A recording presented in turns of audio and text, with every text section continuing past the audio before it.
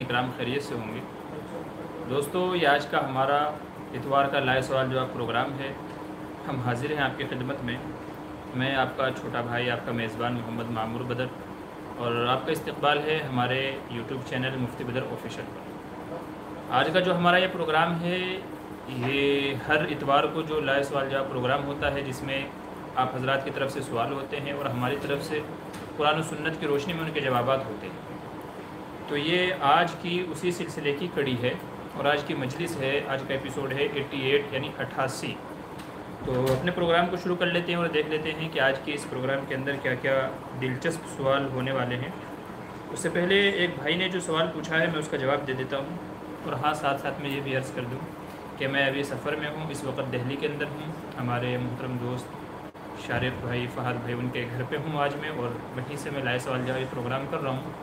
उनके हक़ में दुआ करें, अल्लाह जान माल में बरकत अता फ़रमाए और हर तरीक़े से इनकी हिफाजत फ़रमाए। तो सफ़र में हूँ, मौका मिला है तो मैंने कहा चलिए आप हज़रात के कुछ सवालों के जवाबात हो जाएं और जो भी उम्मत को फ़ायदा हो जाए बेहतर है। हालांकि सफ़र में उम्मन ऐसा मौका कम मिलता है, लेकिन सहूलतें थी तो आप हज़रात की खिदमत में हाज़िर हो गया हूँ। तो चलिए आज का सवाल जवाब प्रोग्राम हम सिलसिला शुरू कर लेते हैं। एक भाई का सवाल ये है कि जी, बहुत सारे लोगों के घुंघरियाले बाल होते हैं, सिर के जो बाल होते हैं वो घुंघरियाले बाल होते हैं, स्ट्रेट सीधे बाल नहीं होते हैं। तो बहुत सारे लोग क्या कर लेते हैं, अभी नई नई चीज़ें मार्केट में आ गई हैं, तो बालों को सीधा करने का ऐसे लोशन भी आ गए हैं और ऐसे तरीक़े भी आ गए हैं कि जिनके घुंघरियाले बाल हैं, अगर वो उनको स्ट्रेट करना चाहें, सीधा करना चाहें तो सीधे करवा सकते हैं। तो भाई का सवाल ये है कि जी, घुंघरियाले बालों को सीधा करवाना जायज़ है कि नाजायज़? कहीं ऐसा तो नहीं है कि जब हम पैदा हुए थे यानी विद बॉर्न हमारे बाल जो थे वो घुंघरियाले थे और अब बाद में उनको सीधा करा रहे हैं? तो ये अल्लाह की तख्लीक़ में रद्द बदल तो नहीं है, तग़य्युर तो नहीं है कि भाई पैदा हुए थे अलग स्टाइल से, हमने बाद में उसको बदल दिया है। तो ये अल्लाह की तख्लीक़ में रद्द बदल तो नहीं है। तो क्या इसकी इजाज़त है या इजाज़त नहीं है? जवाब ये है कि बिल्कुल इसकी इजाज़त है। बालों का हेयर स्टाइल जो है हमारा, अगर घुंघरियाले किसी के बाल हैं तो वो चाहे तो उसको स्ट्रेट करवा सकता है, उसको चाहे तो सीधे करवा सकता है, इसमें कोई हर्ज की बात नहीं है। और ये कहना कि अल्लाह की तख्लीक़ में तग़य्युर तो नहीं है, याद रखिए कि अल्लाह की तख्लीक़ में तग़य्युर से मुराद यानी रद्द बदल से मुराद ये है कि जिससे आप किसी ऐब को छुपाना चाहें, हर ऐसा अमल कि जो ऐब आप छुपाना चाहें और शरीयत की रूह से उसको मना किया गया हो, तो वो चीज़ हराम है। जैसे उसकी एक मिसाल है कि बाल सफ़ेद हो गए हैं, तो ये सफ़ेद होना मिन जानिबिल्लाह है और ये आपकी उम्र को बताता है। अब कोई आदमी इससे बचने के लिए बालों को काला करवाता है, तो इसको मना किया गया, इसको हराम किया गया कि भाई आपकी उम्र का एक तकाज़ा हो गया है। सफ़ेद बाल बुजुर्गियत की अलामत है, अल्लाह की तरफ से है। आपकी एज आपकी उम्र को, आपके बुढ़ापे को बताता है। मगर आप दूसरों को धोखा देने के लिए कि नहीं मैं तो अभी जवान हूँ, आप बालों को कलर करवाते हैं, तो ये अल्लाह की तख्लीक़ में तग़य्युर है। इससे हदीस में मना किया गया है, तो ये तो मना है। लेकिन बालों को सीधा कराना या घुंघरियाले कराना या कोई और शेप देना, स्टाइल देना, ये उस दर्जे में नहीं आता है, उस कैटेगरी में नहीं आता है। तो इसलिए उलमा ने इसकी इजाज़त दी है कि बालों को इस तरीके से स्ट्रेट करवा लेना, इसकी इजाज़त है, ये उस कैटेगरी में नहीं आता है। तो ख़ुलासा ये है कि अगर किसी के घुंघरियाले बाल हैं, लोशन वगैरह के ज़रिए से, जदीद टेक्नोलॉजी के ज़रिए से वो उनको सीधा करवा सकता है, इससे मनाएगी नहीं है। ये हराम अमल नहीं होगा बल्कि जायज़ ही कहलाएगा। जैसे बाल, उम्मन हमारे बाल जो है वो काले होते हैं, लेकिन मार्केट में भी और दूसरे रंग भी आ गए हैं। जैसे कोई ब्राउन करा लेता है, कोई डार्क रेड करा लेता है, कोई येलो कलर का करा लेता है, तो उसकी उलमा ने इजाज़त दी है। हालांकि जब पैदा हुए थे तो बाल काले थे। नौजवान आजकल नए नए फ़ैशन चल रहे हैं, चमकीले बाल करवा लेते हैं, कोई कैसा कलर कोई कैसा कलर है। तो उलमा ने उसकी इजाज़त दी, भाई आपकी मर्ज़ी है, काला को छोड़ के आप जो चाहे करवा लो, उलमा ने उसकी इजाज़त दी है। तो जैसे बालों को कलर कराया जा सकता है काले को छोड़ करके, तो ऐसे ही अगर किसी के घुंघरियाले हैं तो उनको सीधा भी कराया जा सकता है। किसी के सीधे बाल हैं, उसको घुंघरियाले कराना है तो वो भी करा सकता है, क्योंकि ये शेप देना हुआ है, स्टाइल देना हुआ है उसको, और ये उस दर्जे में नहीं आता है कि जिससे मना किया गया है, जिसमें धोखा देना किसी को मुराद होता है। यहाँ किसी को धोखा नहीं दिया जा रहा है, तो ये उसके अंदर नहीं आएगा, इसलिए घुंघरियाले बालों को सीधा कराने की इजाज़त होगी। जी आगे चलिए। शबाना अंसारी हैं, अस्सलाम वालेकुम। जी वालेकुम अस्सलाम। MD आफाक अंसारी कह रहे हैं, सर जैसे कि एक मजलिस में 3 तलाक़ हो सकता है क्या? जी हाँ, बिल्कुल 3 तलाक़ हो सकती है एक मजलिस में, और ये मेरा नहीं, خلیفہ راشد حضرت عمر فاروق رضی اللہ عنہ کا فیصلہ ہے کہ انہوں نے ایک مجلس میں 3 طلاق دینے کو 3 طلاق شمار کیا تھا، لہذا ہم وہ فیصلہ مانیں گے چونکہ حدیث میں کہا گیا علیکم بسنتی و سنت الخلفاء الراشدین المہدیین، کہ میرے صحابہ کا جو طریقہ ہے وہ طریقہ بھی تمہارے اوپر لازم ہے، ضروری ہے، اس کو بھی پکڑے رکھو۔ ظاہر ہے کوئی یہ تو الزام نہیں لگا سکتا کہ جی حضرت عمر فاروق رضی اللہ عنہ جلیل القدر صحابی ہیں، انہوں نے قرآن و حدیث کی مخالفت کی ہے۔ اگر آپ ایسا بولیں گے تو آپ کے ایمان کا خطرہ ہو جائے گا۔ تو جب اتنا بڑا خلیفہ راشد تمام صحابہ کے مجمع میں یہ فیصلہ کرتا ہے کہ بھئی 3 طلاق 3 ہی مانی جائے گی، تو ہمارے لیے اسی کو لازم پکڑنا ہے۔ ہم یہ نہیں کہہ سکتے کہ جی حضور نے یوں کیا تھا وہ کیا تھا، نہیں تو سوال اٹھتا ہی ہے کہ بھئی اگر ایسا ہے تو کیا آپ یہ الزام لگاؤ گے حضرت عمر پر کہ انہوں نے قرآن و حدیث کی مخالفت کی ہے، تو آپ کے ایمان کا خطرہ ہو جائے گا۔ تمام صحابہ کا اس وقت خاموش ہو جانا یہ اس بات کی دلیل ہے کہ انہوں نے جو فیصلہ کیا 3 طلاق والا کہ 3 طلاق 3 ہی مانی جاتی ہے، یہ اصل میں قرآن و حدیث کی ہی تشریح ہے۔ جو لوگ غلط سمجھے ہیں تو ان کی غلط فہمی ہے کہ وہ اسی سے سمجھے ہی نہیں ہیں۔ باقی یہ ہے اگر آپ تلاش کرنے جائیں گے تو 3 طلاق کا حدیث سے بھی آپ کو ثبوت مل جائے گا۔ تو بہرحال ایک مجلس میں اگر کسی نے 3 طلاق دی ہے تو وہ تینوں کی طلاق تینوں کی تینوں مانی جاتی ہے۔ بہت سارے لوگ جو انکار کرتے ہیں کہ جی نہیں مانی جاتی، صرف ایک ہی کاؤنٹ ہوتی ہے، ایک ہی شمار ہوتی ہے، وہ دراصل کم فہمی اور جہالت کی بنیاد ایسا نہیں ہے۔ اس لیے ہم نے عرض کیا کہ بھئی ہم تو صحابہ کے ساتھ ہیں، روز محشر ہم تو یہ چاہیں گے کہ بھئی ہمارا حشر حضرت عمر فاروق کے ساتھ میں ہو، اب تم نے کس کے ساتھ کروانا ہے وہ تم دیکھ لو۔ بہرحال ہمارا اہل سنت والجماعت کا یہی متفق علیہ فیصلہ ہے کہ ایک مجلس میں دی گئی 3 طلاقیں تینوں کی تینوں واقع ہو جاتی ہیں، چاہے تینوں الگ الگ بولی جائیں طلاق طلاق، اور چاہے تو بولا جائے کہ تجھے 3 طلاق، تو کیسے بھی بولا جائے ایک مجلس کی 3 طلاق تینوں کی تینوں واقع ہو جاتی ہیں۔ آگے چلیے، شبانہ انصاری کہہ رہے ہیں مرحوم ابو کے نام سے قربانی ہو سکتی ہے؟ جی ہاں بالکل کی جا سکتی ہے، مرحوم کے نام سے قربانی کی جا سکتی ہے، اور اس کی دلیل ہم کو ملتی ہے حضرت علی رضی اللہ عنہ کے بارے میں آتا ہے کہ وہ ہر سال 2 قربانیاں کیا کرتے تھے۔ تو کسی نے ان سے پوچھا کہ حضرت یہ 2 قربانیاں آپ کیوں کرتے ہیں؟ تو انہوں نے بتایا کہ ایک تو میں اپنی جانب سے قربانی کرتا ہوں، اور دوسری جو قربانی ہے وہ میں حضور صلی اللہ علیہ وسلم کی طرف سے کرتا ہوں۔ اور انہوں نے ساتھ میں یہ فرمایا کہ مجھے میرے حبیب یعنی حضور صلی اللہ علیہ وسلم نے یہ وصیت کی تھی کہ میری طرف سے قربانی کرتے رہنا، میری طرف سے قربانی کرتے رہنا، تو اس لیے میں ہر سال 2 قربانیاں کرتا ہوں، ایک اپنی جانب سے اور ایک سرکار دو عالم صلی اللہ علیہ وسلم کی جانب سے۔ تو یہاں سے ہم کو 2 مسئلے پتہ چلے ہیں۔ نمبر 1 تو یہ کہ مرحوم کی جانب سے قربانی کی جا سکتی ہے، جیسے مرحوم کے ایصال ثواب کے لیے ہم روپیہ پیسہ صدقہ خیرات کرتے ہیں، کوئی مسجد بنواتے ہیں، ٹیوب ویل لگواتے ہیں، بہت سارے ایسے ایصال ثواب صدقہ جاریہ کے کام ہیں، تو جیسے ان سے مرحوم کو ثواب ملتا ہے تو ایسے ہی قربانی سے بھی مرحوم کو ثواب ملے گا اور اس کی طرف سے قربانی جائز ہے۔ دوسرا مسئلہ یہ ہے کہ حضور صلی اللہ علیہ وسلم کی طرف سے بھی قربانی کی جا سکتی ہے، بلکہ جو صاحب استطاعت ہے، جن کو اللہ نے وسعت دی ہے، جن کو اللہ نے حیثیت دی ہے، ان کو چاہیے کہ وہ حضور صلی اللہ علیہ وسلم کی طرف سے بھی قربانی کریں۔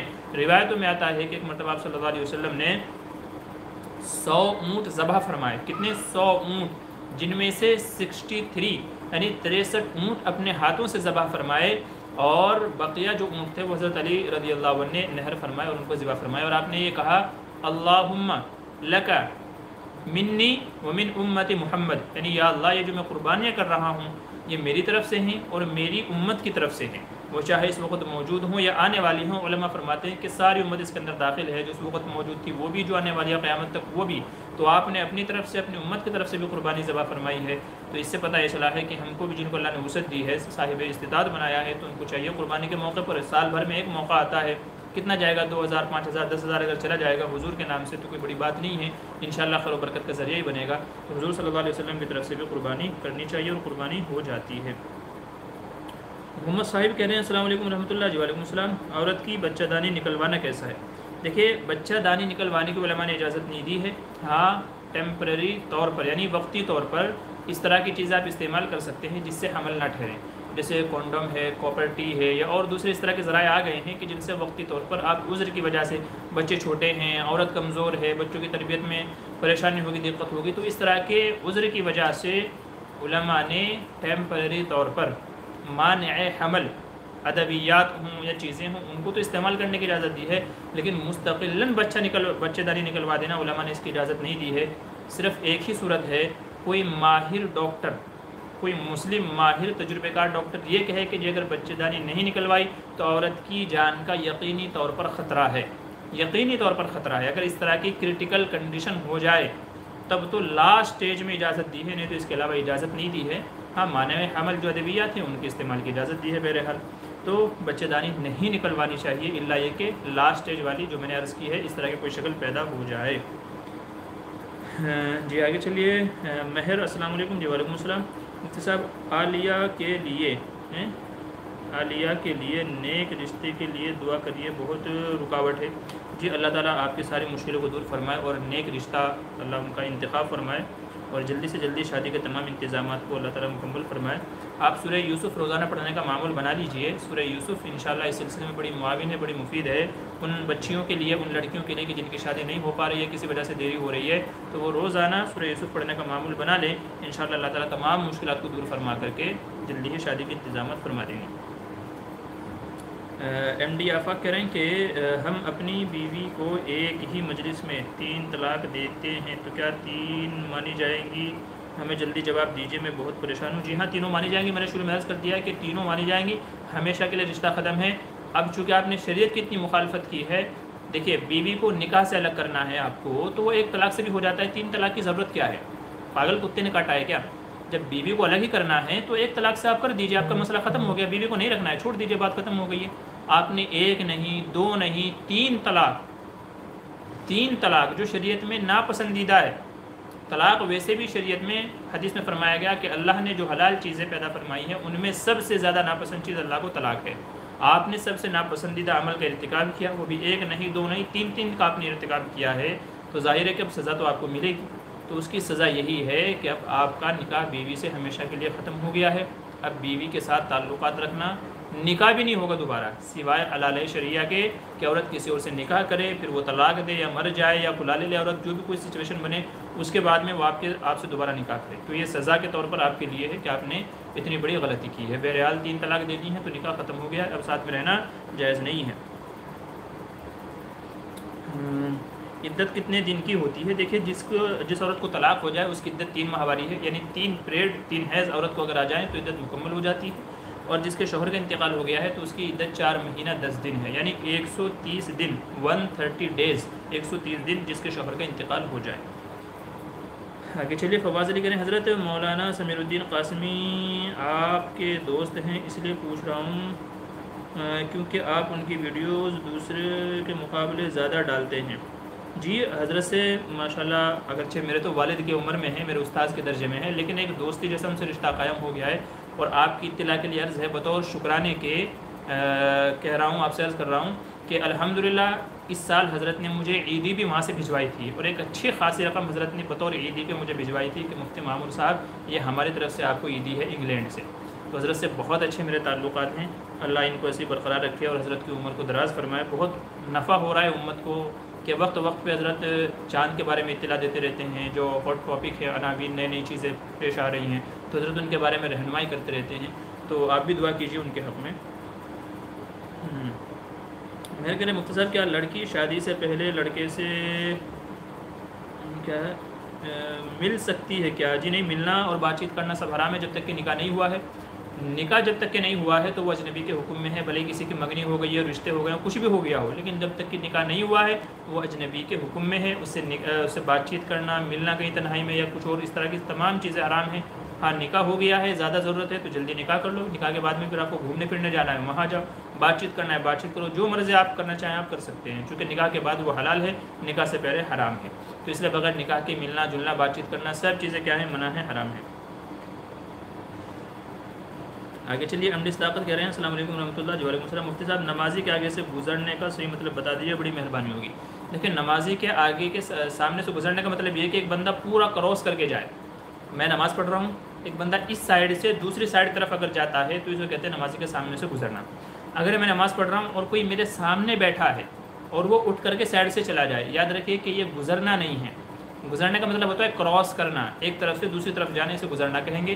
کوئی سامنے بیٹھا ہے اور وہاں سے اٹھ کر کے دائیں طرف یا بائیں طرف سے ہو کر کے چلا جائے تو وہ اس وعید میں داخل نہیں ہیں۔ تو جو چھوٹی مسجدیں ہیں جنہیں 60 ہاتھ لمبی اور 60 ہاتھ چوڑی، تو اس سے کم کی جو مسجدیں ہیں تو وہ مسجد صغیر چھوٹی مسجد کے درجے میں آتی ہے، تو اس میں نمازی کے سامنے سے گزرنا جائز نہیں ہے۔ ہاں جو بڑی مسجدیں ہیں 60 ہاتھ لمبی چوڑی یا اس سے زیادہ جن کا ایریا ہے، تو اس میں علماء فرماتے ہیں کہ 3 صف چھوڑ کر کے نمازی کے سامنے سے گزر سکتے ہیں۔ بڑی مسجدوں میں 3 صف چھوڑ کر کے، یعنی جس میں آدمی نماز پڑھ رہا ہے وہ اور اس سے آگے کی 2 صفیں، تو یہ ٹوٹل 3 صفیں ہو گئی، چوتھی صف میں سے گزر سکتا ہے۔ اور اگر چھوٹی مسجد میں نمازی کے سامنے سے گزرنا ہی ہے، آپ کو مجبوری ہے کوئی ایسا یا کوئی عذر ہے، تو پھر اس کے آگے کوئی رکاوٹ، کوئی آڑ، آپ کرسی رکھ دیں، چیئر رکھ دیں، کوئی اسٹول رکھ دیں، کوئی اور ایسی بڑی چیز رکھ دیں جو کم سے کم یوں کہہ لیجئے کہ آج کل بہت ساری مسجدوں میں اس طرح کی رکاوٹیں، اس طرح کے اسٹول چھوٹے چھوٹے بنے ہوئے ہیں کہ جن کو نمازی کے سامنے رکھ کر کے گزرنے کے لیے ہی بنایا گیا ہے، تو آپ یا تو اس چیز کو رکھ دیجئے، یا تو پھر کوئی بھی ایسی چیز جسے ہم رکاوٹ یا آڑ مانتے ہیں جس کو سترے کے درجے میں رکھا جا سکتا ہے، تو کوئی بھی ایسی چیز نمازی کے سامنے سے رکھ کر کے پھر آپ گزر سکتے ہیں چھوٹی مسجد میں اگر گزرنا ہی ہے۔ ورنہ تو نبی کریم صلی اللہ علیہ وسلم نے ارشاد فرمایا کہ اگر نمازی کے سامنے سے گزرنے والے کو یہ پتہ چل جائے کہ نمازی کے سامنے سے گزرنے کا کتنا بڑا گناہ ہے، تو وہ 40 سال تک اسی جگہ کھڑے رہنے کو ترجیح دے، گزرے گا نہیں، 40 سال تک نہیں کھڑا رہے گا اگر اسے پتہ چل جائے کتنا بڑا گناہ ہے۔ تو اگر چھوٹی مسجد میں سے گزرنا ہے تو سامنے کوئی سترا، کوئی آڑ، کوئی رکاوٹ ہونی چاہیے، یا تو پھر بڑی مسجد ہے تو 3 صفیں چھوڑ کر کے چوتھی صف میں سے گزر سکتے ہیں۔ اچھا آگے چلیے، ہاں یہ کون ہے؟ سدیر نام ہے، خیر مفتی صاحب میرے لیے دعا کریں کہ میں 10th میں پاس ہو جاؤں پلیز پلیز۔ جی اللہ تعالیٰ جو بھی آپ کے ایگزام ہیں، جو بھی آپ کی کوششیں ہیں، اللہ تعالیٰ سب کو کامیاب فرمائے، اور بلکہ زندگی کے ہر مسئلے کے اندر، ہر کوشش کے اندر اللہ تعالیٰ آپ کو کامیابی سے کنار فرمائے، اللہ آپ کو نیک صالح دیندار بنائے، اور اللہ تعالیٰ آپ کو حلال روزی عطا فرمائے۔ ساتھ میں یہ ہے کہ سورہ قریش کا ایک وظیفہ ہے، لإلاف قریش، یہ پوری صورت آپ جس بھی مقصد کے لیے آپ پڑھ رہے ہیں، اس مقصد سے سورہ قریش اگر آپ ایک بار پڑھ لیں گے انشاءاللہ تو آپ کو اس کے اندر کامیابی حاصل ہوگی جو بھی آپ عمل کر رہے ہیں۔ اور خاص امتحان کے کامیابی کے لیے میں نے ایک ویڈیو بھی ڈالی ہوئی ہے اپنے چینل پہ، آپ چاہیں تو ایگزام میں سکسیس کے لیے دعا، یہ آپ لکھ کر کے سرچ کریں گے ہمارے چینل پہ تو انشاءاللہ وہ ویڈیو آ جائے گی، اس میں نے ایک دعا بتائی ہوئی ہے، هو الذی ایدک بنصرہ وبالمؤمنین، یہ خاص امتحان میں کامیابی کے لیے دعا ہے، تو آپ اس دعا کو پڑھ لیجئے امتحان کی تیاری کے ٹائم پہ بھی، اور جب آپ ایگزام دینے جاتے ہیں وہ ٹائم پہ بھی، تو انشاءاللہ جو بھی مشکل سوالات ہوں گے اللہ تعالیٰ ان کا حل فرما دیں گے آپ کے لیے۔ آگے چلیے، السلام علیکم ورحمۃ اللہ، قسمت علی جی، وعلیکم السلام۔ مفتی صاحب جو کھیت میں گیہوں ہوتا ہے اس کا زکوٰۃ کیسے نکالیں گے؟ دیکھیں اس کا عشر نکالنا ہے، اس کا 10واں یا 20واں حصہ نکالنا ہے۔ 10واں حصہ اس وقت نکالنا ہے جب کہ بارش کے پانی سے اس کی سینچائی ہوتی ہو، ٹھیک ہے، یعنی فری کا جو پانی ہوتا ہے جیسے بارش ہے یا کوئی اور اس طرح کی چیزیں ہیں کہ جس سے فری میں آپ کے گیہوں کی، اناج کی سیرابی ہوتی ہے، اور آپ اس سے اپنے کھیت کے اندر پانی وغیرہ ڈالتے ہیں، مطلب آپ کی زیادہ محنت نہیں لگتی ہے، تو پھر آپ کو 20واں حصہ نکالنا ہے، سوری 10واں حصہ نکالنا ہے، جی ہاں 10واں حصہ زیادہ ہوتا ہے تو 10واں حصہ نکالنا ہے۔ اور اگر آپ خود ٹیوب ویل کے ذریعے سے یا کسی اور ذریعے سے آپ اپنی محنت سے پانی سے اس کی سیرابی کرتے ہیں تو پھر 20واں حصہ آپ کو نکالنا ہوتا ہے، ٹھیک ہے، یعنی 5واں حصہ جسے آپ بولیں گے تو 5واں حصہ پھر آپ کو نکالنا ہے، 20واں حصہ، 20ویں حصے کو 5واں 1/5 بھی اس کو کہتے ہیں۔ تو بہرحال 10واں حصہ جب نکالنا ہے جبکہ فری میں آپ اپنے کھیتوں کو سیراب کر رہے ہیں، جیسے بارش کا پانی ہوگا، کوئی اور پانی ہو گیا، اور اگر ٹیوب ویل کے ذریعے سے آپ اپنی محنت سے وغیرہ سے اگر پانی کو اپنی کھیتی کو سیراب کر رہے ہیں تو پھر 20واں حصہ آپ کو اپنی زمین میں سے نکالنا ہے، جسے عشر کہا گیا ہے شریعت میں، عشر یعنی 10واں حصہ اور 20 یعنی 20واں حصہ، تو یہ کنڈیشنیبل ہے، جیسی کنڈیشن ہوگی اس کے اعتبار سے آپ کو زکوٰۃ نکالنی پڑے گی۔ آگے چلیے، سعدیہ فاطمہ کہہ رہے ہیں میرا حمل 2 مہینے رہتا ہے پھر اپنے آپ ضائع ہو جاتا ہے، کوئی دعا بتا دیں تاکہ اب حمل رکا تو ضائع نہیں ہو، میرا 2 حمل ضائع ہوا ہے۔ جی دیکھیے اس سلسلے میں نے ویڈیو بنائی ہوئی ہے حمل کی حفاظت کے 4 طریقے، آپ ہمارے یوٹیوب چینل پہ جائیں گے، وظائف کی جو لسٹ ہے، پلے لسٹ ہے، تو وظائف کی جو پلے لسٹ ہے اس میں جائیں گے تو آپ کو ویڈیو مل جائے گی، تو حمل کی حفاظت کے 4 طریقے میں نے بتائے ہوئے ہیں، تو آپ ان میں سے کوئی بھی ایک عمل آپ پکڑ لیجئے، اس کے مطابق عمل کیجئے، انشاءاللہ آپ کا عمل ضائع نہیں ہوگا۔ بہت ساری عورتوں کے یہ پریشانی پرابلم ہوئی، انہوں نے ڈسکس کیا، تو اسی سلسلے میں اس طرح کی دعائیں ہم نے بتائی ہیں کہ جو سامنے والی عورت کو بتائی گئی تو الحمدللہ اس کو فائدہ ہوا ہے، تو آپ بھی انشاءاللہ وہ طریقہ اپنائیے، اور خاص کر کے اس میں ایک مریم بوٹی کا بھی ایک عمل ہے، مریم بوٹی کے اوپر بھی میں نے ایک ویڈیو بنائی ہوئی ہے، تو آپ اس میں جا کر کے سرچ کر لیجئے گا انشاءاللہ۔ جب آپ کو حمل ٹھہرے تو وہ ٹائم پہ مریم بوٹی آپ پانی میں بھگو کے رکھ دیجئے اس کو، انشاءاللہ آپ کا حمل ضائع نہیں ہوگا، اس کی یہ تاثیر ہے، یہ تجربہ ہے، تو اس کی برکت سے بھی آپ کا حمل ضائع نہیں ہوگا۔ تو بہرحال آپ وہ ویڈیو دیکھ لیجئے، وہاں بھی آپ کو طریقہ مل جائے گا، وہ دعا کا آپ اپنا معمول بنا لیجئے، انشاءاللہ اللہ تعالیٰ آپ کو نیک صالح اولاد عطا فرمائے گا۔ آگے چلیے، مدینہ کہہ رہے ہیں قضا قربانی کی رقم ہیلا کر کے ادا کر سکتے ہیں کیا؟ قضا قربانی کی رقم ہیلا کر کے، ہیلا کیسے کریں گے؟ تھوڑا سوال کو واضح کر دیجئے تاکہ میں اور اس کو اچھے سے سمجھ کر کے اچھے طریقے سے اس کا جواب دے سکوں کہ آپ کیسے چاہ رہے ہیں ہیلا کر کے۔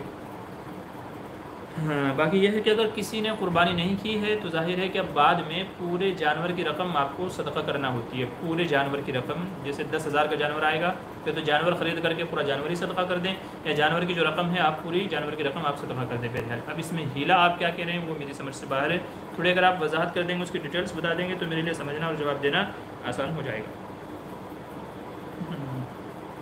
آگے چلیے، مہر کہہ رہے ہیں مفتی صاحب کیا قرآن شریف کی تلاوت میں سجدہ آ جائے تو اسی وقت ادا کرنا ہوگا؟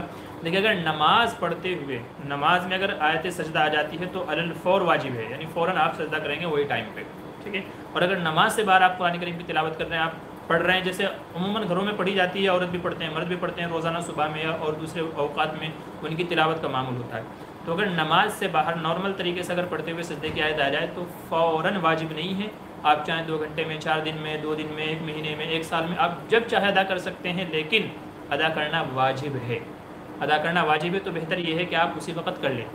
دیکھیں میں کہہ رہا ہوں کہ بہتر ہے، ضروری نہیں ہے، بہتر ہے کہ آپ اسی وقت ادا کر لیں تاکہ بعد میں بھول نہ جائیں۔ ایسا نہ ہو کہ بعد میں ادا کرنے کے چکر میں آپ بھول گئے اور آپ ادا نہ کریں۔ اگر آپ ادا نہیں کریں گے تو پھر آپ گنہگار ہوں گے، تو اس لیے اگرچہ اجازت ہے آپ چاہیں تو بعد میں کر سکتے ہیں، لیکن بہتر یہ ہے کہ اسی وقت ادا کر لیا جائے کہ کہیں ایسا نہ ہو کہ بعد میں بھول جاؤں۔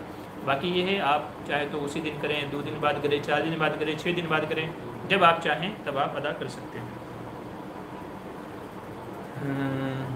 آگے چلیے، اسلامک سوچ، السلام علیکم۔ جی وعلیکم السلام۔ محمد ساجد کہہ رہے ہیں مفتی صاحب تراویح میں قرآن پاک پورا ہونے کے موقع پر جو اجرت دی جاتی ہے وہ کیسا ہے، لینا جائز ہے یا ناجائز ہے؟ دیکھیے ابھی عصر کے بعد بھی ہم جن کے یہاں مہمان آئے ہوئے ہیں تو وہاں بھی ائمہ حضرات کی اس چیز کو لے کے یہی ڈسکس ہو رہا تھا۔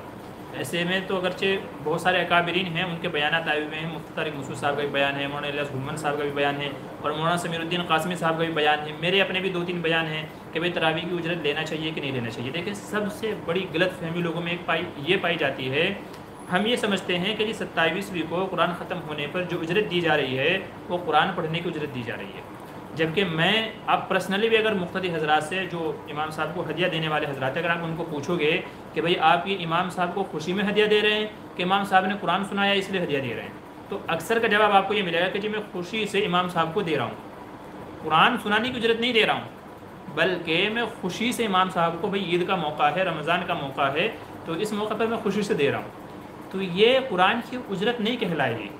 لوگوں نے قرآن کی اجرت کہہ کے اس کو بدنام کر دیا ہے، اور وہی مفتی سید احمد صاحب پالنپوری نور اللہ مرقدو نے جو فرمایا تھا کہ ایسے موقع پہ فتوے وہی اٹھا کر کے لے کر کے آتے ہیں جن کو 1 روپیہ دینا نہیں ہوتا، تو نہ خود دیتے ہیں نہ دوسروں کو دینے دیتے ہیں، اور اس موقع پر فتنہ و فساد برپا کر دیتے ہیں، فتنہ پھیلانے والے وہ لوگ بن جاتے ہیں کہ نہ تو خود امام صاحب کی خدمت کرتے ہیں نہ دوسروں کو کرنے دیتے ہیں۔ یاد رکھیے ایسے لوگ امت کے فتین ہیں، ایسے لوگوں کو اپنے عمل سے باز آنا چاہیے۔ امام صاحب کی بھی فیملی ہے، بیوی ہیں، بچے ہیں، ماں باپ ہیں، وہ اپنا سارا اوقات چھوڑ کر کے آپ کی خدمت کے لیے لگے ہوئے ہیں، تو کیا آپ اتنا بھی نہیں کر سکتے کہ اپنی جیب سے 100، 500، 1000، 2000 روپے امام صاحب کو موقع پہ ہدیہ دے دیں؟ سال بھر میں صرف یہی ایک موقع آتا ہے، ورنہ میں قسم کھا کے کہتا ہوں کہ پورے سال میں امام صاحب کو ہر مہینے، 2 مہینے، 4 مہینے میں ہدیہ دینے والے 1-2 آدمی ملیں گے، 1-2 آدمی ملیں گے، نہیں تو سال بھر کوئی امام صاحب کو ہدیہ نہیں دیتا ہے۔ صرف یہ ایک موقع آتا ہے رمضان کے موقع پر کہ اس موقع پر امام صاحب کو جو جس کے دل میں آتا ہے بیچارہ وہ ہدیہ دے دیتا ہے، تو اسے قرآن کی اجرت سمجھنا یہ لوگوں کی غلط فہمی ہے۔ آپ جس سے بھی پوچھیں گے کوئی نہیں بولے گا کہ جی قرآن سنایا اس لیے دے رہا ہوں، بلکہ سب یہی کہیں گے کہ جی عید کا موقع ہے، امام صاحب کی خوشیوں کا موقع ہے، اس لیے میں ہدیہ دے رہا ہوں۔ تو جب ہدیہ ہو گیا تو وہ جائز ہو گیا، قرآن کی اجرت سے منع کیا گیا ہے نا، قرآن کی اجرت سے منع کیا گیا ہے۔ امام صاحب کو ہدیہ دینا، عیدی دینا، اس سے تو کسی نے منع نہیں کیا ہے۔ آپ کسی کا فتویٰ اٹھا کر کے لے کر کے آ جائیں، کسی فتوے میں آپ کو حرام نہیں ملے گا کہ بھئی عیدی دینا، ہدیہ دینا حرام ہو، کہیں نہیں ملے گا۔ قرآن سنانے کی اجرت ہے، اس کو حرام کہا گیا ہے، تو یہ قرآن سنانے کی اجرت تو آپ نے خام میں زبردستی فٹ کر لیا ہے، جبکہ ایسا نہیں ہے۔ تو اس لیے سمجھنے کی ضرورت ہے، خود بھی سمجھیں، امام صاحب کی ضروریات کو بھی سمجھیں، ان کی مجبوریوں کو بھی سمجھیں، اور یہ امت میں فتنہ پھیلانے والے نہ بنیں۔ ہمیں بڑھ چڑھ کر کے امام کی خدمت کرنی چاہیے، وہ قوم کے رہنما ہیں، ہادی ہیں، رہبر ہیں، لوگوں کے اللہ کے درمیان کا واسطہ ہیں، تو ہمیں چاہیے جتنا بھی ہم سے ہو سکے ان کی خدمت کریں، نہ یہ کہ خود بھی نہ کریں اور دوسروں کو بھی نہ کرنا دیں، تو اس سے بڑا ظالم کون ہو سکتا ہے؟ اللہ ہمیں عقل سلیم دے، اللہ تعالیٰ ہم کو ہدایت عطا فرمائے۔ جس سدیر ٹرنک والا نماز کو جمع کر کے پڑھنا بغیر مجبوری کے جائز نہیں ہے. نماز کو اس کے وقت پہ ادا کرنا چاہیے. قرآن کریم میں ہے ان الصلاۃ کانت علی المؤمنین کتابا موقوتا کہ ہر نماز کا ایک وقت ہے, اسی نماز کے ڈیوریشن میں درمیان میں اس کو ادا کرنا چاہیے. یہ نہیں کہ ظہر کا پورا وقت نکل گیا ہے, عصر اور ظہر ساتھ میں پڑھ رہا ہے, عصر کا پورا وقت نکل گیا ہے, عصر مغرب کو ساتھ میں پڑھ رہا ہے, مغرب کا پورا وقت نکل گیا ہے, مغرب عشاء ساتھ میں پڑھ رہا ہے.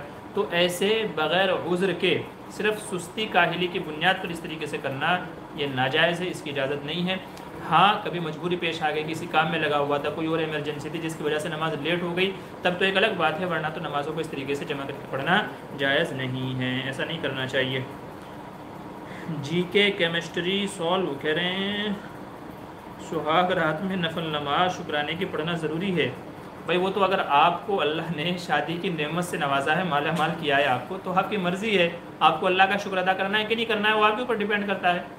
یہ ضروری تو نہیں ہے, لیکن ظاہر سے بات ہے کہ جب اللہ کی کوئی نعمت حاصل ہو تو بطور شکرانے کی نماز پڑھنی چاہیے, یا اللہ کا شکر ادا کرنا چاہیے, یا جو بھی اس موقع پہ ہو سکتا ہے صدقہ خیرات کرنا, جو بھی کچھ ہو سکتا ہے آپ کیجئے. یہ ہمارے اوپر لازم بنتا ہے, یہ ہمارے اوپر لازم بنتا ہے. لیکن ظاہر سی بات ہے کہ نفل تو نفل ہوتی ہے, کوئی واجبی مسئلہ نہیں ہے, لیکن عموماً لوگ پڑھتے ہیں کہ بھائی اللہ نے شادی کا یہ بندھن میں ہم کو باندھا ہے, ایک سنت کو پورا کرنے کا, سنت کو زندہ کرنے کا ہم کو موقع دیا ہے. تو اللہ نے حدیث میں کہا گیا نا کہ بھی جس کا نکاح نہیں ہوا ہے تو اس کا ایمان ناقص ہے, اس کا ایمان ناقص ہے. ہاں جب تک کہ جب نکاح کر لے گا تو ایمان مکمل ہو جاتا ہے. تو ایمان مکمل ہو گیا ہے نکاح کے ذریعے سے, تو گویا یہ اللہ کی طرف سے بطور شکرانہ ہے. تو ہم کو اس موقع پر 2 رکعت نماز پڑھنی چاہیے. بلکہ پہلی رات میں اور بہت سارے عمل ہیں کہ بیوی کی پیشانی پہ ہاتھ رکھ کے دعا پڑھی جاتی ہے, ہم بستری کے وقت میں دعا پڑھی جاتی ہے.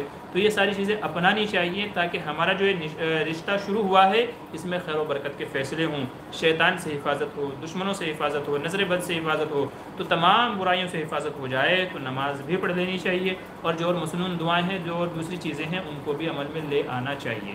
تو بہرحال پڑھتے ہیں کہ بھئی اللہ کا شکر ہے, اس نے اس نعمت سے, اس دولت سے نوازا ہے. باقی اگر آپ نہ پڑھنا چاہیں تو آپ کے ذمے ضروری نہیں ہے, واجب نہیں ہے. آگے چلیے. مدینہ کہہ رہے ہیں پورے پیسے نہ ہوں تو 2 بار گھما کے. بھائی دیکھیے سوال جو ہے نا آپ ٹکڑوں میں مت کیجئے گا, ٹھیک ہے, ٹکڑوں میں سوال مت کیجئے گا, کیونکہ پھر مجھے سمجھنا آسان ہو جاتا, مطلب مشکل ہو جاتا ہے کہ آپ نے کیا پوچھا ہے. آپ نے ایک سوال پوچھا تھا 5 منٹ پہلے, اور اس کا تھوڑا سا حصہ آپ پوچھ رہے ہیں ابھی, تو مجھے پھر پیچھے جانا پڑے گا وہاں کہ آپ نے پہلے کیا سوال پوچھا تھا. تو ایک سوال کو ایک ہی بار میں پوچھے گا تاکہ مجھے سمجھنے میں آسانی ہو. تو آپ کہہ رہے ہیں کہ پورے پیسے نہ ہوں تو 2 بار میں گھما کے. بہرحال ادا تو آپ کو کرنے ہیں, آپ ایک اندازہ لگا لیں. مثال کے طور پہ 20,000 قربانی کی رقم بنتی ہے, تو آپ 10 ابھی دے دیں, 10 بعد میں دے دیں, تو اس کی تو اجازت ہوگی, گنجائش ہوگی. کیونکہ ظاہر سی بات اگر ہے نہیں تو مجبوری ہے, اور اگر ہے تو پھر پہلی فرصت میں اس کو ادا کرنے کی کوشش کرنی چاہیے. سدیر کہہ رہے مفتی صاحب میں ایگزام دے چکا ہوں, میں پاس ہو جاؤں, اس کا وظیفہ بتائیے. بھائی آپ کو بھی وہی وظیفہ پڑھنا ہے جو میں نے بتایا, هو الذی ایدک بنصرہ وبالمؤمنین. آپ کو بھی یہی وظیفہ پڑھنا ہے, انشاءاللہ آپ کا مسئلہ بھی اسی سے حل ہوگا. ساتھ میں دعا کرتے رہیں. ہاں محنت شرط ہے, ایسا نہیں کہ سال بھر پڑھ کے سوئے اب آپ وظیفے پوچھتے پھر رہے کہ جی ہم کو وظیفہ دے دو کہ بھائی میں پاس ہو جاؤں. سال بھر تو محنت کی نہیں ہے. دیکھیے اللہ تعالیٰ جو ہے نا محنت دیکھتے ہیں بندے کی, محنت پہ جو اس نے محنت کی وہ بھی عطا فرماتے ہیں, اور بطور انعام کے اپنی طرف سے بھی اضافہ فرماتے ہیں. اور جس نے محنت ہی نہیں کی, اسی لیے کہتے ہیں نا من جدہ وجدہ, جس نے کوشش کی اس نے پا لیا, جس نے کوشش نہیں کی وہ محروم رہ گیا. تو اس لیے محنت بھی شرط ہے. آپ نے محنت کی, امتحان دے دیا, اب اللہ سے دعا مانگیں, انشاءاللہ آپ کی مدد ہوگی. ٹھیک ہے. اور اگر آپ صرف وظیفوں کے چکر میں رہ جائیں کہ بھائی سال بھر تو پڑھا نہیں ہے, تو یہ کوئی جادو کی چھڑی تو ہے نہیں کہ یوں گھمایا اور یہاں مسئلے حل ہو گئے ہمارے. تو یہ تو بھئی دنیا ہے, یہاں جو جیسا کرے گا ویسا کاٹے گا. یہ دنیا ہے, مکافات عمل ہے, جیسا کریں گے ویسا بھریں گے, ویسا نتیجہ اور رزلٹ آئے گا. یہ آگے چلیے. کیا کہہ رہے ہیں قسمت علی مفتی صاحب, ہمارا گھر بڑا ہے اور ہم 6 بھائی ساتھ میں رہتے ہیں. ہمارے باپ کے پاس کچھ بھی پیسہ نہیں ہے, ہمارے اماں کے پاس جیور ہے, تو قربانی کس کے نام سے ہوگی؟ کیش اماؤنٹ کچھ بھی نہیں ہے. دیکھیے اگر آپ کی اماں کے پاس میں سونا چاندی ہے, زیور ہے, اور وہ 7.5 تولہ 7.5 تولہ ہے, یا تو 52.5 تولہ چاندی, ٹھیک ہے, اور یا تو آج کے زمانے کے اعتبار سے سونا چاندی کیش وغیرہ ملا کر کے تقریباً 35,000 کی ویلیو کے برابر وہ چیز بنتی ہے, سونا ہو یا چاندی ہو, یا سونے چاندی کو ملا کر کے ہو, یا کیش ہو. تو اگر اتنی رقم بنتی ہے تو پھر آپ کی اماں کے اوپر زکوٰۃ فرض ہو. اگر آپ کے ابا کے پاس نہیں ہے، بھائیوں کے مطلب گھر میں کسی کے پاس نہیں ہے، صرف اماں کے پاس ہے، تو اگر اتنا اماؤنٹ بنتا ہے، اتنے اماؤنٹ کی ویلیو کی سونا چاندی کی چیزیں ہیں ان کے پاس میں، تو آپ کی امی کے اوپر زکوٰۃ فرض ہوگی۔ ان کو چاہیے کہ وہ قربانی ان کے ذمہ لازم ہوگی، ان کو چاہیے کہ وہ قربانی ادا کریں۔ یاد رکھیے اگر مالی حیثیت اچھی نہیں ہے تو ضروری نہیں ہے کہ آپ 10,000 کا بکرا کریں، آپ 2,000 3,000 کا حصہ بھی اپنی طرف سے ادا کر سکتے ہیں، ٹھیک ہے؟ تو ضروری نہیں ہے کہ آپ اتنا بڑا اماؤنٹ ادا کریں، 2,000 1,500 میں جہاں کہیں قربانی کا حصہ ہوتا ہے تو آپ وہ بھی ادا کر سکتے ہیں۔ ہاں اگر اللہ نے ماشاءاللہ دیا ہے، اللہ نے نوازا ہے، تو پھر آپ جتنا بڑھ چڑھ کر کے حصہ لیں گے اللہ اتنا نوازے گا آپ کو، ٹھیک ہے؟ آگے چلیے، مولانا مصطفیٰ مظاہر، السلام علیکم۔ جی وعلیکم السلام ورحمۃ اللہ۔ محمد فہد نے ہارٹ بھیجا ہے، دل بھیجا ہے، جی شکریہ آپ کی محبتوں کا، آپ کی نوازشوں کا۔ یہ کون ہے؟ SAA سلام، جی وعلیکم السلام۔ آپ سے پچھلی مجلس میں فیمیل کے انٹرسٹ میل کے ساتھ فیمیل یا فیمیلز میں ہونے والے مسئلے بتایا تھا، کچھ سے معافی مانگ لی ہے، کچھ سے رہ گئی ہے، اب اللہ معاف کرنے والا ہے۔ جی بس ٹھیک ہے، دیکھیں گناہ کے لیے ضروری ہے معافی، ٹھیک ہے؟ جو بندوں کے حق سے تعلق رکھتا ہے تو بندوں سے معافی مانگیے، اور جو اللہ کے حقوق سے تعلق رکھتا ہے اس میں اللہ سے معافی مانگنی ہے، تو آپ اللہ سے معافی مانگیے، پکے سچے دل سے توبہ کیجیے، انشاءاللہ اللہ تعالیٰ معاف کرنے والا ہے، ٹھیک ہے؟ آپ کا دل ایک وقت ایسا آئے گا کہ آپ کا دل خود گوارہ کرے گا اور آپ کا دل کہے گا کہ ہاں اب اللہ نے یقیناً مجھے معاف کر دیا ہوگا۔ تو ایک وقت آدمی کے یعنی بندہ گنہگار ہوتا ہے، لیکن گناہ کرتے کرتے ایک موقع یعنی جب گناہ چھوڑ چکا ہوتا ہے بندہ اور پکی سچی توبہ، علماء کہتے ہیں کہ بھی پکی سچی توبہ کسے کہیں گے، تو بندے کے دل میں ایک داعیہ پیدا ہو جاتا ہے، بندے کو اطمینان سکون ہو جاتا ہے کہ میں نے جو گناہ کیا تھا اس سے معافی مانگ لی ہے، یقیناً اللہ نے مجھے معاف کر دیا ہوگا۔ تو اگر آپ کے دل کی یہ کیفیت پیدا ہو جائے تو سمجھ لیجئے کہ انشاءاللہ اللہ کی طرف سے آپ کی معافی کے فیصلے ہو چکے ہیں۔ جی آگے چلیے، انشاءاللہ شیطان بہکایا تو جی بالکل ٹھیک ہے، گناہوں کا زیادہ اظہار نہ کریں، علماء نے گناہوں کے اظہار کو بھی ناپسند فرمایا ہے۔ اس پہ ایک واقعہ ہے، حضرت موسیٰ علیہ السلام کے زمانے میں کتابوں میں لکھا ہوا ہے، اگرچہ اسرائیلی روایت بس ایسے ہی ہوتی ہیں، لیکن بہرحال یہ سبق آموز واقعہ ہے کہ حضرت موسیٰ علیہ السلام ایک مرتبہ اللہ سے ملاقات کے لیے جا رہے تھے، تو ایک بندے نے کہا کہ موسیٰ اللہ سے پوچھنا کہ میں جنتیوں میں سے ہوں کہ جہنمیوں میں سے ہوں، اللہ نے مجھے معاف کر دیا کہ نہیں معاف کر دیا۔ حضرت موسیٰ علیہ السلام گئے اور پھر پوچھا مولا وہ تیرا بندہ فلاں پوچھ رہا تھا کہ جی میں جنتی ہوں کہ میں جہنمی ہوں، اللہ نے کہا کہ وہ بندہ جنتی ہے۔ حضرت موسیٰ علیہ السلام واپس آئے تو اس کو بتایا کہ بھئی اللہ سے میں نے بات کی تھی، تیرے بارے میں پوچھا تو اللہ نے فرمایا کہ تو جنتی ہے۔ تو بندہ بڑے تعجب سے کہنے لگا کہ میں جنتی ہوں، سچ میں نے تو یہ گناہ کیا، میں نے وہ گناہ کیا، میں نے تو ایسا کیا ویسا کیا۔ دوبارہ صحیح میں پوچھ کر کے آنا کہ واقعی سچ میں جنتی ہوں کہ نہیں جنتی ہوں، میں تو اتنے سارے گناہ کیے ہیں۔ حضرت موسیٰ علیہ السلام پھر گئے دوبارہ، پھر پوچھا کہ مولا تیرا وہ بندہ تو ایسا بول رہا تھا کہ میں نے تو یہ بھی کیا، میں نے وہ بھی کیا، یہ بھی کیا، تو صحیح بتاؤ صحیح بات کیا ہے، میں جنتی ہوں کہ نہیں ہوں؟ اللہ تعالیٰ کی طرف سے جواب آیا کہ وہ جنتی نہیں ہے، وہ جہنمی ہے۔ حضرت موسیٰ علیہ السلام بڑے حیرت میں گئے کہ یا اللہ یہ کیا معاملہ ہے، آپ نے پہلے کہا تھا جنتی ہے، اب کہہ رہے جہنمی ہے۔ اللہ تعالیٰ کی طرف سے جواب آیا کہ موسیٰ پہلے اس کا گناہ میرے اور اس کے درمیان تھا، کوئی تیسرا جاننے والا نہیں تھا، اب اس نے اپنے گناہ تم کو بتا کر کے اپنے گناہوں پہ ایک گواہ بنا لیا ہے۔ تو جب روز محشر فیصلہ ہوگا، اگر گواہ نے کہہ دیا کہ مولا اس نے تو یہ گناہ کیے تھے، میں گواہ ہوں اس چیز کا، اس نے میرے سامنے اقرار کیا تھا، تو پھر ہم کو فیصلہ کرنا پڑے گا اس کے مطابق۔ اب ہم چاہیں تو ہماری رحمت ہے، بندے کے اور میرے درمیان معاملہ ہے، میں چاہوں تو اپنی رحمت سے معاف کر دوں، لیکن جب کسی گناہ پر کوئی گواہ بن گیا ہے تو پھر فیصلے کے مطابق ہوگا۔ تو اب چونکہ اس نے اپنے گناہ بنا کر کے تم کو گواہ بنا لیا ہے، تو اب اس لیے اس کے لیے جہنم کا فیصلہ کیا جائے گا۔ علماء اس لیے فرماتے ہیں کہ اپنے گناہ کسی کو نہیں بتانے چاہیے، اپنے گناہوں کا اظہار نہیں کرنا چاہیے۔ اس لیے مولانا اشرف علی تھانوی رحمۃ اللہ علیہ نے بہت سارے لوگ اپنے نام کے ساتھ میں عاصی لکھتے ہیں، کیا لکھتے ہیں؟ ازراہ تواضع، ازراہ انکسار لکھتے ہیں، عاصی یعنی گنہگار بندہ، عاصی یعنی گنہگار بندہ۔ تو علماء فرماتے ہیں کہ نہیں، یہ عاصی بھی نہیں لکھنا چاہیے، عاصی بھی نہیں لکھنا چاہیے، بلکہ آپ کچھ اور لکھ لیں، عاجز بندہ، فقیر بندہ، اب اس طرح کوئی جملہ لکھ لیں، عاصی اپنے نام کے ساتھ نہ لکھے۔ بہت سارے علماء کو بھی دیکھا ہے کہ وہ اپنے نام کے ساتھ میں عاصی لکھتے ہیں، علماء نے منع فرمایا، خاص کر مولانا اشرف علی تھانوی نے، کہ عاصی نہیں لکھنا چاہیے اپنے نام کے ساتھ میں۔ بہرحال تو اپنے گناہوں کو لوگوں کے سامنے ظاہر نہیں کرنا چاہیے، شو آف نہیں کرنا چاہیے۔ ایسی صورت میں آپ اپنے خلاف گواہ تیار کر رہے ہیں جو کل قیامت میں آپ کے خلاف گواہی دیں کہ مولا یہ تو گنہگار بندہ تھا، یہ کیسے جنت میں جا رہا ہے؟ تو اس لیے اپنے گناہوں کو شو آف نہیں کرنا چاہیے، بس اللہ سے معافی تلافی کرنی چاہیے، اللہ سے معافی مانگنی چاہیے۔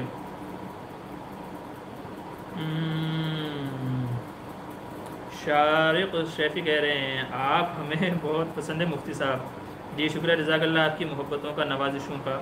اللہ ایسے ہی آپ کی عمر میں دراز کرے اور آپ بھائی لوگوں میں، گھر والوں میں، سب میں سے پیار محبت قائم و دائم رکھے.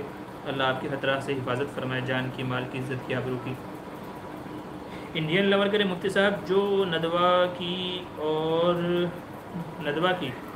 رائد کیا ہے رسالہ آتا ہے، الرائد رسالہ آتا ہے، اس کیسے حل کریں بتا دیں. بھائی میرے علم میں تو نہیں ہے، میں نے اب تک وہ رسالہ دیکھا بھی نہیں ہے، دیکھوں گا تو کچھ بتا سکتا ہوں.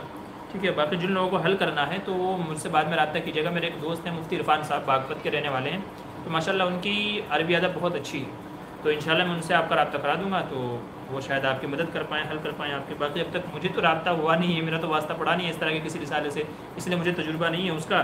تو ظاہر ہے کہ جس چیز کو میں نے دیکھا نہیں ہے تو اس کے بارے میں کیا رائے دے سکتا ہوں آپ کو.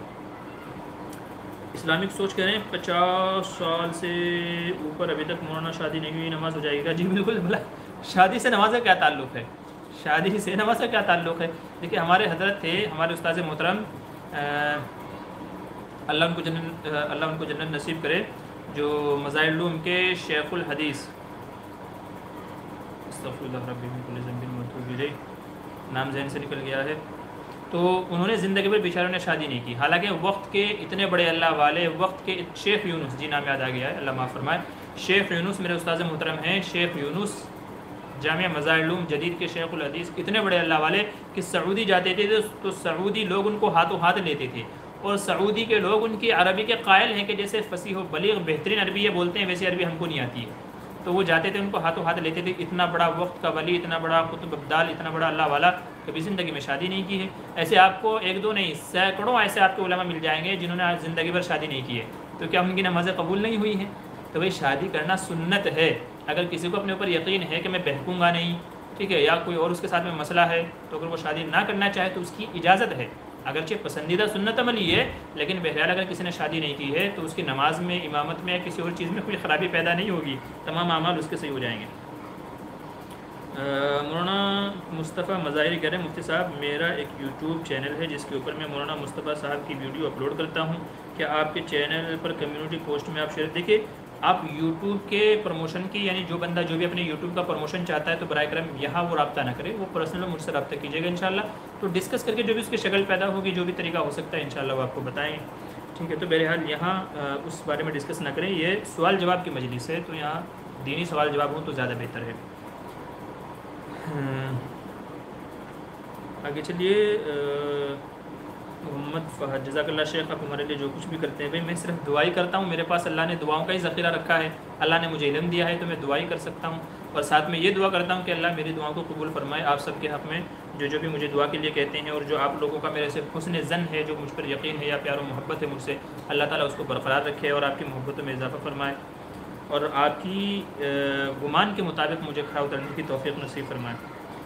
منہاج علی صدیقی، مفتی صاحب آپ آن لائن عالمیت کلاس شروع کریں اگر آپ کے پاس وقت ہو تھوڑا. دیکھیے عالمیت کورس کے لیے تھوڑا وقت نہیں چاہیے، بہت وقت چاہیے، پورا دن بھر چاہیے عالمیت کے لیے، چونکہ عالمیت کا کورس مدارس میں کم سے کم 7 سال 8 سال نہیں تو 9 سال کا کورس ہوتا ہے. وہ بھی آپ کو صبح میں 6 گھنٹے، شام میں 2 گھنٹے، اس طریقے سے، یعنی تقریباً 8 سے 10 گھنٹے آپ کو دن بھر میں دینے پڑتے ہیں، تب جا کے 9 سال میں عالمیت کا کورس مکمل ہوتا ہے. تو آپ کو کیا لگتا ہے کہ میں آن لائن 2 گھنٹے میں 4 گھنٹے میں آپ کو پڑھا دوں گا؟ اس کے لیے کتنی محنت کرنی پڑے گی. آپ یقین جانیے کہ روزانہ آدھا کلو مجھے کھڑا گھی کھانا پڑے گا، دیسی گھی روزانہ آدھا کلو کھانا پڑے گا، تب جا کر کے وہ تیاری کر پاؤں گا. شروحات دیکھنا، کتابوں کا مطالعہ کرنا، پھر پڑھانا، تو یہ بہت لمبا پروسیسر ہے. اور عالمیت میں عموماً یہ ہوتا ہے کہ لوگ جو ہے وہ حاضر باش نہیں ہوتے ہیں، وہ مستقل حاضری نہیں دیتے ہیں. 2 دن 4 دن، مہینہ 2 مہینہ توجہ سے پڑھیں گے، اس کے بعد وہ غائب ہو جانا شروع ہو جاتے ہیں. جی آج فلاں جگہ چلا گیا تھا، فلاں میت ہو گئی تھی، یہ ہو گیا تھا، وہ ہو گیا تھا. تو لوگوں کی توجہ، دلچسپی اور حاضری جو پابندی ہے وہ ختم ہو جاتی ہے، تو پھر اس کا کوئی مطلب نہیں رہ جاتا ہے. اسی لیے مدارس بنائے گئے ہیں کہ بھائی جس کو پڑھنا ہے وہاں جا کے پڑھے پابندی کے ساتھ میں. تو یہ بہت ڈیفیکلٹ ہے.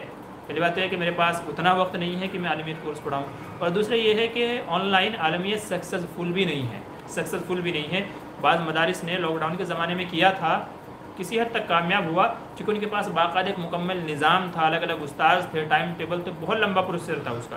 تو بعض مدارس نے کیا تھا جو کسی حد تک کامیاب رہا، لیکن مکمل کامیابی اس کے اندر نہیں ہے آن لائن میں. ٹھیک ہے، اور وہ برکت بھی حاصل نہیں ہوتی ہے جو ایک استاذ کے سامنے اسٹوڈنٹ بیٹھ کے، شاگرد بیٹھ کے جو برکت حاصل ہوتی ہے، جو استاذ کی توجہ، نگاہ کی جو اثرات پیدا ہوتے ہیں وہ آن لائن میں پیدا نہیں ہوتے ہیں. تو اس لیے آن لائن کے چکر میں زیادہ نہ پڑے بھائی. یہ تو گورنمنٹ نے بھی اعلان کر دیا کہ جن لوگوں نے آن لائن 11ویں 12ویں کیا نا تو ان کی اس کی مانیتا نہیں ہے. گورنمنٹ نے بھی اعلان کر دیا, حالانکہ خود ہی آن لائن کا وہ نکالا تھا اور بعد میں یہ کہہ دیا بھائی ان کی آن لائن کی کوئی مانیتا نہیں ہے. بلکہ بعض ساتھیوں نے بتایا کہ جی اگر ہم کہیں نوکری کہیں جاب کے لیے جا رہے ہیں نا تو وہ لوگ الگ سے انٹرویو لے رہے ہیں. آپ نے اگر 10th یا 12th وغیرہ اگر آپ نے آن لائن کی ہے تو وہ کمپنی والے الگ سے انٹرویو لے رہے ہیں, چونکہ ان کو پتہ ہے کہ آن لائن میں بندہ چیٹنگ کرتا ہی کرتا ہے. میں یہاں بیٹھا ہوں اور نیچے موبائل میں دوسرے موبائل میں کتاب اور جو ہے ان کے سوالوں کے جواب دیکھ رہا ہوں, تو چیٹنگ ہوتی ہے تو بھروسہ نہیں ہے آن لائن پڑھائی کا. تو اس لیے آن لائن کے چکر میں زیادہ نہ پڑھیں, اس سے وہ برکات اور وہ فوائد حاصل نہیں ہوتے.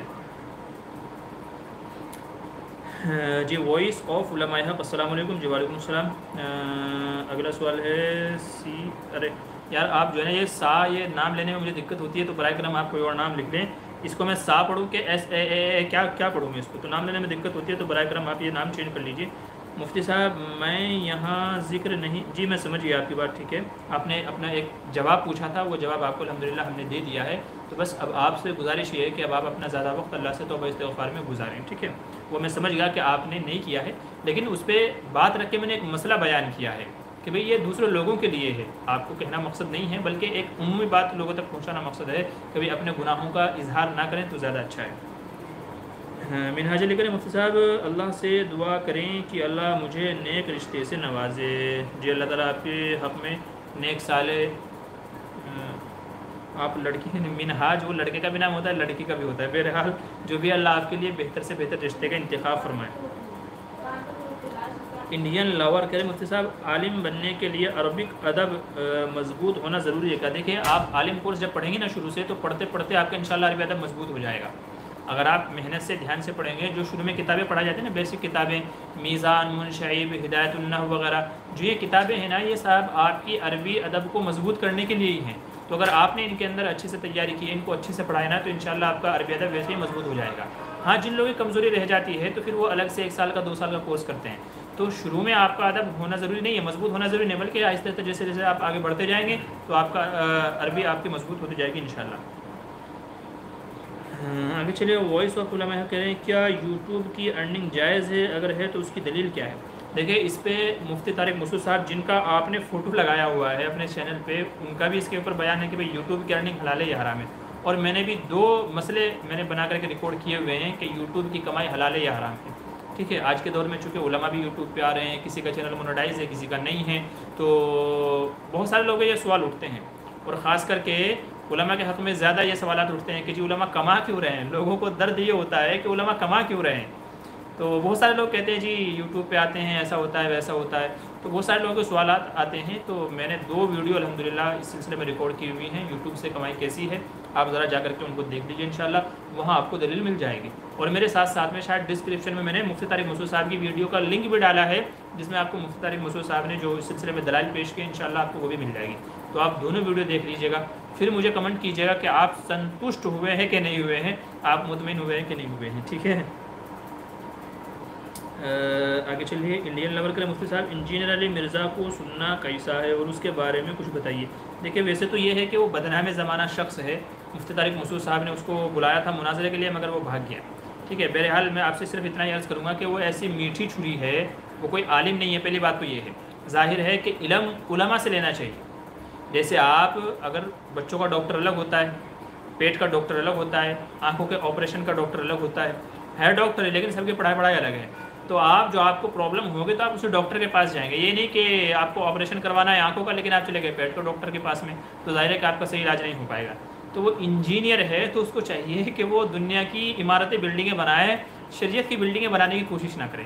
تو اس نے جگہ جگہ دھوکہ کھایا ہے, اور خاص کر کے حضرت امیر معاویہ رضی اللہ عنہ پہ جو اس نے سب وہ شتم کیا ہے, جو گالی گلوچ اس نے کی ہے الامان والحفیظ, حضرت علی کے بارے میں, حضرت امیر معاویہ کے بارے میں, اس کی بے انتہا بے ادبیاں ہیں, گستاخیاں ہیں, جس پہ مفتی طارق مسعود صاحب نے پکڑ کی ہے. آپ وہ ویڈیوز دیکھ لیجئے گا. میں تو یہی کہوں گا کہ اس بندے کو سننا صحیح نہیں ہے, کیونکہ یہ بندہ کب آپ کے ایمان کو لے بھاگے گا آپ کو بھی پتہ نہیں چلے گا, کب لے کے بھاگے گا. یہ اتنے اعتراضات کرتا ہے, الٹی سیدھی باتیں کرتا ہے. مفتی طارق مسعود صاحب نے کہا تھا میں تمہارے شہر آ رہا ہوں, تو جو بھی اعتراضات ہیں لائیو بیٹھ کے ہم ڈسکس کریں گے, جو آپ کے اعتراضات ہوں گے میں جواب دوں گا. مگر 2 دن جہلم میں, 2 دن مفتی طارق مسعود صاحب 2 دن جہلم میں رہے, مگر یہ بندہ اپنے بل سے باہر ہی نہیں آیا. اس نے جواب تک نہیں دیا ہے, اور جیسے مفتی صاحب واپس اپنے وطن آئے ہیں اپنے علاقے میں آئے ہیں تو پھر یہ بندہ پھر آ گیا.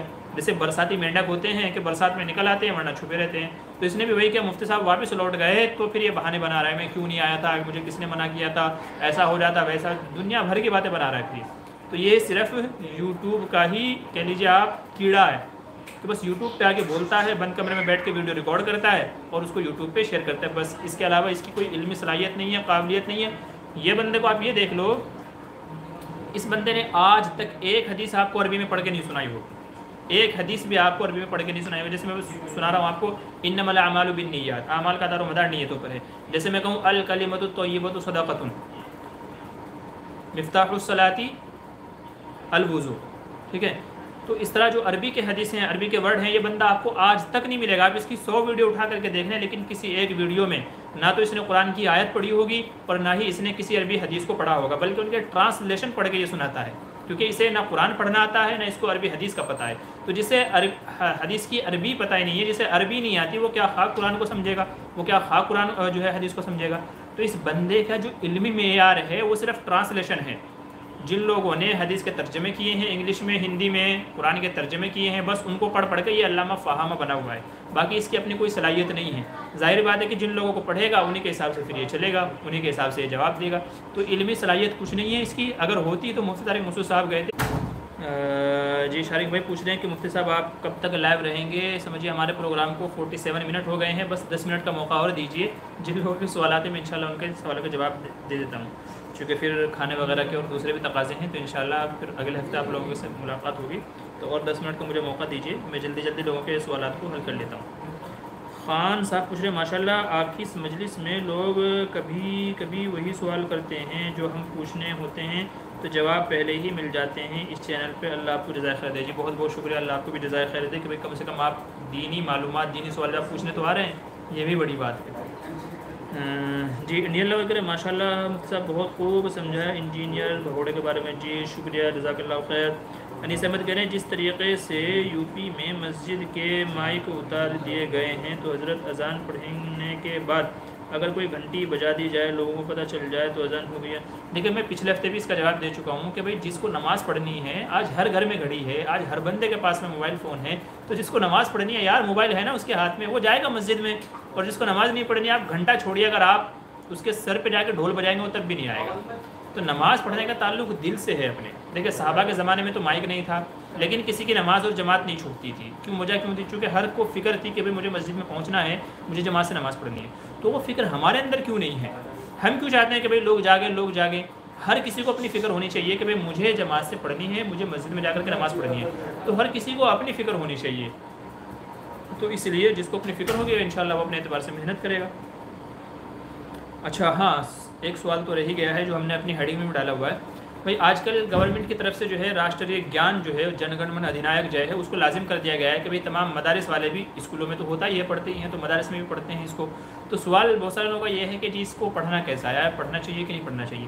دیکھیے راشٹریہ گیان جو ہے, جن گن من ادھینائک جے ہے, اس کے بارے میں اگرچہ علماء کے درمیان بھی اختلاف ہے, اور اختلاف اس بات کو لے کر کے ہے کہ اس میں کفریہ شرکیہ سینٹینس جملے ہیں کہ نہیں ہیں. بعض علماء کا کہنا یہ ہے کہ جی شرکیہ جملے ہیں, اور بعض علماء کا کہنا یہ ہے کہ بھئی شرکیہ جملے نہیں ہیں. جہاں تک مجھے یاد پڑتا ہے مفتی یاسر ندیم الواجدی جو اس وقت امریکہ وغیرہ میں رہتے ہیں, ان کا میں نے ایک ویڈیو دیکھا تھا اس سلسلے میں. ان کا بھی کہنا یہ ہے کہ بھئی اس میں کوئی کفریہ شرکیہ جملہ نہیں ہے, اور جس کو لوگ حقیقت میں کفریہ شرکیہ جملہ سمجھ رہے ہیں وہ ان کی سمجھ کا پھیر ہے. اگر آپ ڈکشنری اٹھا کر کے دیکھیں گے, لغت اٹھا کر کے دیکھیں گے, تو ایک ورڈ کے کئی معنی ہم کو ملتے ہیں. تو ہم شرکیہ معنی مراد کیوں لیں گے؟ بھئی ہم پڑھنے والے موحد ہیں, مسلم ہیں, کہ اللہ کو مانتے ہیں, تو ہم معنی وہی مراد لیں گے جس میں شرک نہیں ہے, جس میں کفر نہیں ہے. تو اس لیے, اور ویسے بھی ہمارے یہاں اگر آپ دیکھیں گے 26 جنوری کے موقع پر, 15 اگست کے موقع پر, تو یہ راشٹریہ گیان پڑھا جاتا ہے, جن گن من ادھینائک جو ہے یہ مدارس کے اندر بھی پڑھا جاتا ہے. تو اس لیے اس چیز کو فتنہ نہ بنایا جائے, ٹھیک ہے, اور اس کے اوپر حرام حلال کے فتوے نہ ٹھوکے جائیں, بلکہ ایک آزمائش ہے ہمارے لیے. تو کوئی بات نہیں, اللہ راستے نکالے گا, بہترائی کی شکلیں پیدا کرے گا. یہ صرف یو پی کے اندر, یہ باقی دوسری جگہوں پہ تو ہے نہیں ہے. تو اس لیے اس کو جہاں ہم وہاں پڑھتے ہیں, تو اگر یہاں بھی پڑھ لیا جائے, یہ اس سے نکلنے کی کوئی اور شکل, کوئی اور صورت اپنا لی جائے تو الگ بات ہے. بہرحال اس کے پڑھنے کو اتنا بڑا ایشو نہ بنایا جائے کہ ہمیں کسی اور جھنجٹ میں نہ ہم کو پھنسنا پڑ جائے. تو اس لیے جو بھی مسئلے آتے ہیں, دیکھیے آتے رہیں گے, یہ امت مسلمہ کی مسلمانوں کی آزمائش ہے. ہر دور میں ایک سے ایک آزمائشیں آئی ہیں. جنگ آزادی کے موقع پر وہ بھی آزمائشی تھی کہ علماء کو سوروں کی کھال میں اندر ڈال کر کے ان کو جلایا جاتا تھا, ان کو تکلیف دی جاتی تھی. تو اس طرح کے بھی امت مسلمہ کے اوپر حالات آئے ہیں, اس سے بڑھ بڑھ کر کے حالات آئے ہیں. تو حالات تو مسلمانوں کے اوپر آتے رہیں گے, ایمان والوں کے اوپر آتے رہیں گے. ہمیں اس موقع پر ثابت قدم رہ کر کے اللہ سے مدد مانگ کر کے اس سے نکلنے کا فیصلہ اور تدبیر کیا ہو سکتی ہے ہم کو وہ تلاش کرنی ہے. ہمارے یہاں مسئلہ یہ ہو گیا ہے کہ ہم پہلے ہی حلال و حرام کے چکر میں پڑ گئے, بس ڈیبیٹ کرنے لگ جاتے ہیں, اس سے نکلنا کیسے, اس کا سلوشن کیا ہے اس کو نہیں ڈھونڈتے ہیں, اور اسی لیے ہم وہیں کہ وہیں پھنسے کے پھنسے رہ جاتے ہیں, وادی تی کی طرح بس گول گول گھومتے رہتے ہیں, بھول بھلائیا کی طرح. تو مولانا سمیر الدین قاسمی صاحب کی ویڈیو ہے, آپ وہ بھی دیکھ لیجئے, میں نے کل ہی رات میں وہ اپلوڈ کی ہے. انہوں نے بہت اچھے انداز سے سمجھایا ہے, سکھایا ہے کہ بھئی اگر کسی گانے میں کسی اس میں اگر کفریہ شرکیہ جملے نہیں ہیں تو اس کی گنجائش ہے. ہاں جس میں کفریہ شرکیہ جملے ہیں اس کی پڑھنے کی پھر اجازت نہیں ہے, پھر وہ چاہے کوئی بھی بولے. جیسے وندے ماترم ہے تو یہ شرکیہ جملہ ہے, علماء نے بالکل اس کو منع کیا ہے. سب کے حرام کے فتوے ہیں کہ وندے ماترم کی اجازت ہی نہیں ہے, کیونکہ اس میں شرک واضح طور پر نظر آ رہا ہے. ٹھیک ہے, جن گن من کے بارے میں اختلاف ہے, بہت سارے علماء نے جائز کہا ہے اور اس کی تعویل کرنے کی کوشش کی ہے, تو اس لیے اس میں گنجائش نکلتی ہے. اگر آپ چاہیں تو اس کا ترجمہ اٹھا کر کے دیکھ لیجئے گا, تو وہاں سے آپ کو مدد مل جائے گی کہ بھائی اس کے اندر کیا ہے کیا نہیں ہے. تو بہرحال اس کو زیادہ ایشو نہیں بنانا چاہیے, چونکہ اس میں اتنا بڑا مسئلہ نہیں ہے. آگے چلیے. ایک مولانا نے کہا ہے کہ بجا سکتے ہیں حالات کے حساب سے. بھائی دیکھیے, آپ 10 لوگوں سے پوچھو گے, ہر کوئی نہ کوئی آپ کو بتائے گا ہی بتائے گا. کوئی بتائے گا یہ کر لو, کوئی بتائے گا وہ کر لو, کوئی کہے گا مت کرو, کوئی کہے گا نہیں کرنا چاہیے. تو آپ 10 سے پوچھیں گے, 10 کا 10 آپ کو الگ بات بتائیں گے. لیکن میں نے جو سوال کیا ہے آپ سے, کہ آپ کے پاس اس کا جواب ہے کہ بھئی صحابہ کے زمانے میں تو مائک بھی نہیں تھا, گھنٹیاں بھی نہیں تھی, لیکن پھر بھی کسی صحابی کی نماز نہیں چھوٹتی, جماعت نہیں چھوٹتی تھی. تو وہ فکر ہمارے اندر کیوں نہیں پیدا ہو رہی ہے؟ آپ گھنٹی بجائیں تو اس سے بہتر ہے آپ اپنے موبائل میں الارم لگائیں. 5 وقت کی جماعت کا آپ اپنے موبائل میں الارم بجائیں, وہ بھی تو گھنٹی ہی ہے بندہ خدا. ارے بھائی الارم بھی تو گھنٹی ہی ہے, الارم کے معنی ہی گھنٹی کے ہیں. تو آپ 5 وقت کی نمازوں کا اپنے موبائل میں الارم لگا لیں, 5 منٹ 10 منٹ پہلے گا. تو جیسے ہی آپ کا الارم بولے مسجد میں چلے جاؤ فوراً کے فوراً, کہ بھئی ہاں جماعت کا وقت ہونے والا ہے تو مسجد میں چلو. تو اس لیے گھنٹی سے فرق نہیں پڑے گا بھائی, گھنٹی سے گھنٹہ فرق نہیں پڑے گا اگر آپ کے دل میں نماز کی اہمیت نہیں ہے, جماعت کی اہمیت نہیں ہے. ہمارا مسئلہ یہی ہے کہ زور زور سے اذانیں ہوتی ہیں مگر ہم لوگ اپنے کاموں میں مصروف رہتے ہیں, ہم لوگ فجر میں پڑے سوئے رہتے ہیں. آج دیکھ لیجیے نا امت مسلمہ کا کیا حال ہے, مسجدوں میں کتنے نمازی آتے ہیں, حالانکہ ایک زمانے سے اذانیں ہو رہی ہیں, ایک زمانے سے اذانیں ہو رہی ہیں. کیا ہماری مسجدیں بھری ہیں؟ کیا ہم لوگ پکے سچے مسلمان بن گئے ہیں, پکے سچے نمازی بن گئے ہیں؟ نہیں, بالکل نہیں ہے. تو پتہ یہ چلا اذان کی ویلیو نہیں ہے ہمارے یہاں. تو آپ گھنٹی بجائیں کہ گھنٹہ بجائیں, اس سے کوئی فرق نہیں پڑے گا. فرق اس سے پڑے گا کہ نماز کی تڑپ آپ کے دل میں ہونی چاہیے. اگر آپ کے دل میں تڑپ ہے تو پھر آپ کے قدم خود بخود مسجد کی طرف جائیں گے. آپ کو خود فکر ہوگی کہ بھئی نماز کا وقت ہو گیا ہے, مجھے مسجد میں جانا ہے. ٹھیک ہے, تو یہ میرا تو ڈیسیزن یہی ہے ان حالات میں, اور میرا فیصلہ, میری رائے یہی ہے اس سلسلے میں. باقی یہ ہے کہ ہر بندہ آزاد ہے, ہندوستان آزاد ہے, تو بھئی جس کی مرضی میں جو آئے کرے, اور کیا ہے. جی چلیے, ہمارے پروگرام کو 54 منٹ ہو گئے ہیں اور اکثر لوگوں کے سوالوں کو میں نے جوابات دے دیے ہیں. انشاءاللہ پھر اگلے ہفتے آپ لوگوں سے ملاقات ہوگی. اس وقت کچھ اور بھی تقاضے ہیں میرے خیال سے, اور کسی بھائی کا کوئی اور سوال نہیں ہے. جس بھائی کا جو سوال رہ گیا ہو تو وہ انشاءاللہ اگلے ہفتے کے لیے اس کو اٹھا کر کے رکھ لیجئے. حیات باقی تو ملاقات باقی, انشاءاللہ پھر ملاقات ہوگی. تب تک کے لیے خدا حافظ. السلام علیکم ورحمۃ اللہ. میں آپ کا چھوٹا بھائی, آپ کا میزبان محمد معمور بدر, اور آپ کا استقبال ہے ہمارے یوٹیوب چینل مفتی بدر آفیشیل پر. دعائے خیر میں یاد رکھیں, پوری امت مسلمہ کے لیے دعا فرمائیں کہ اللہ تعالیٰ حالات کو درست فرمائے, بہتری پیدا فرمائے, اور مسلمانوں کی جان کی, مال کی, عزت کی, آبرو کی حفاظت فرمائے. السلام علیکم ورحمۃ اللہ وبرکاتہ.